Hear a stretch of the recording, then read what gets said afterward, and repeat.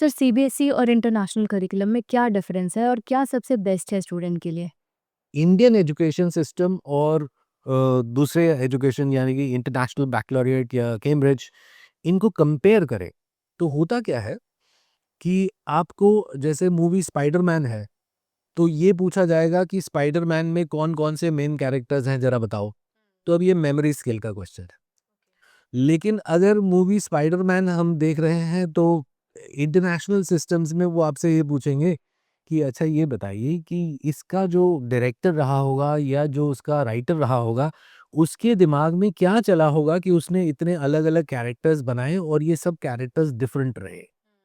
तो उसका जो अब क्वेश्चनिंग पैटर्न है वो थोड़ा अलग, अलग होता है, हाँ। ठीक है? तो इम्पोर्टेंट बात ये है कि कुछ क्वेश्चंस लोअर लेवल के होते हैं जो मेमोरी स्किल्स के ऊपर बेस्ड होते हैं या अंडरस्टैंडिंग स्किल्स के ऊपर बेस्ड होते हैं। हुँ। कुछ क्वेश्चंस होते हैं जो हायर लेवल के होते हैं जो आपके एनालिसिस, इवैल्यूएशन और सिंथेसिस के ऊपर। जो हायर लेवल के क्वेश्चन होते हैं उनमें हमेशा ये डिफिकल्टी होती है कि उनका एक आंसर नहीं होता।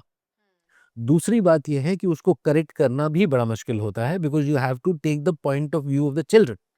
And points of views are not necessarily always right और ऑलवेज रॉन्ग। बिल्कुल, किसी का कोई पॉइंट ऑफ व्यू गलत पूरा नहीं गलत या होगा। पूरा सही नहीं होता। तो उस तरह के क्वेश्चंस का आंसर चेक करना थोड़ा मुश्किल हो जाता है।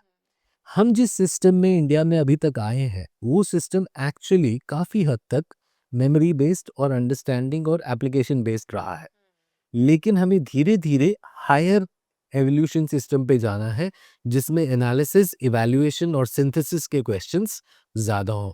हम जा रहे हैं एक्चुअली क्योंकि सीबीएसई ने अभी सफल सिस्टम शुरू किया है, जिसमें उन्होंने बहुत अच्छा स्किल बेस्ड टेस्टिंग करनी शुरू कर दी है बच्चों की and we have started moving there.